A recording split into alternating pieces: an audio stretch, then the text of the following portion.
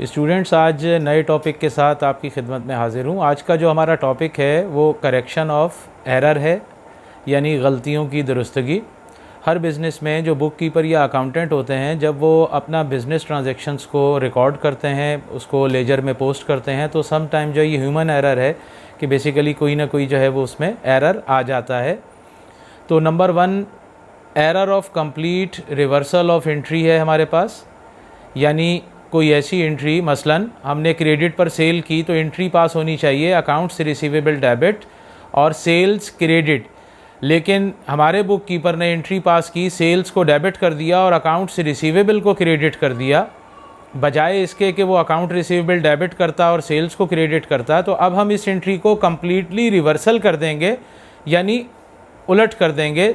अब account receivable को हम डेबिट करेंगे और सेल्स को जो है वो क्रेडिट कर लेंगे। लेकिन स्टूडेंट, यहाँ पर एक चीज़ आपको और बता दें कि जब रिवर्सल एंट्री पास होती है तो वो एग्जैक्टली डबल अमाउंट से पास होती है। मसलन हमने क्रेडिट पर सेल की 5000 की, हमारे बुक कीपर ने गलत एंट्री पोस्ट कर ली अपने पास, अमाउंट उसमें 5000 ही उसने पोस्ट की, बट सेल्स को डेबिट किया और अकाउंट रिसीवेबल को क्रेडिट किया है उसने 5000 से। तो अब जब हम इसकी रिवर्सल एंट्री पास करेंगे, उसमें अकाउंट्स रिसीवेबल तो डेबिट होगा, सेल्स क्रेडिट होगी, लेकिन अमाउंट जो है 5000 के बजाय 10,000 रुपये आएगी।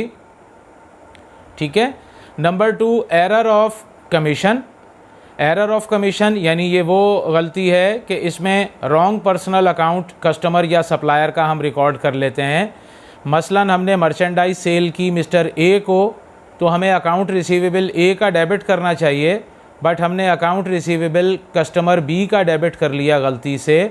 या हमने मर्चेंडाइज परचेज़ की मिस्टर सी से, लेकिन हमने अकाउंट पेएबल मिस्टर डी का रिकॉर्ड कर लिया, तो ये रॉन्ग पर्सनल अकाउंट में हमने एंट्री पास की है। तो इस एंट्री की जो करेक्शन होती है उसे हम एरर ऑफ कमीशन कहते हैं।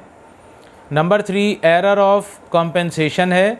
इसमें 2 गलतियां हो जाती हैं और हर दोनों गलतियां एक दूसरी गलती को कॉम्पेंसेट कर देती हैं।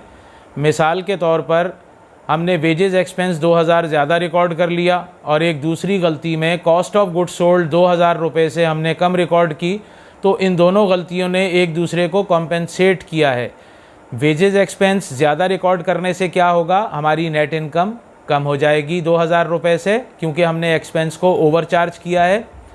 और इसी तरीके से cost of goods sold come record करने से हमारी कॉस्ट कम हो जाएगी, जिसकी वजह से नेट इनकम जो है वो इंक्रीज़ हो जाएगी, बढ़ जाएगी। यानी एक गलती से हमारी नेट इनकम डिक्रीज़ हो रही है और दूसरी गलती से हमारी नेट इनकम इंक्रीज़ हो रही है, तो इन दोनों गलतियों ने एक दूसरे को कॉम्पेंसेट किया है। ये एरर ऑफ कॉम्पेंसेशन कहलाता है।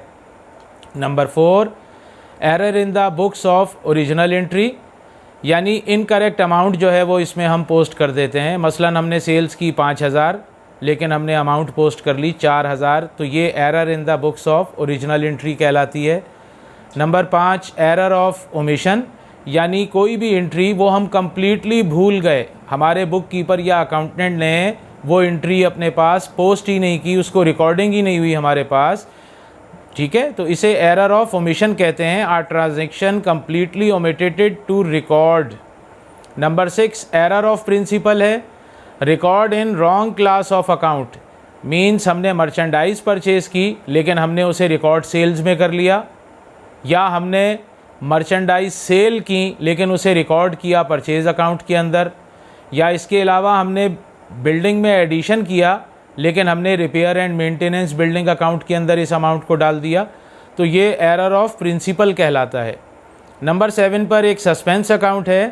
An account provisionally opened when the total of debit and credit side of a trial balance disagree, यानी जब हमारी डेबिट या क्रेडिट साइड ट्रायल बैलेंस की डिसएग्री होती है तो हम आम तौर से सस्पेंस अकाउंट को क्रिएट करते हैं ट्रायल बैलेंस को बैलेंस करने के लिए। तो इसके बाद मैं आपको इंशाल्लाह ताला अब करेक्शन ऑफ एरर का क्वेश्चन जो है वो सॉल्व करवाऊँगा। तो मैंने आपको यहाँ पर ये बताया कि ये हमारे पास जो गलतियाँ होती हैं वो मैंने कुछ डिटेल में डिस्कस की हैं आपके साथ। तो चलें इंशाल्लाह ताला अब जब हम सवाल सॉल्व करते हैं और नेक्स्ट टॉपिक के साथ फिर आपकी खिदमत में हाज़िर होता हूँ।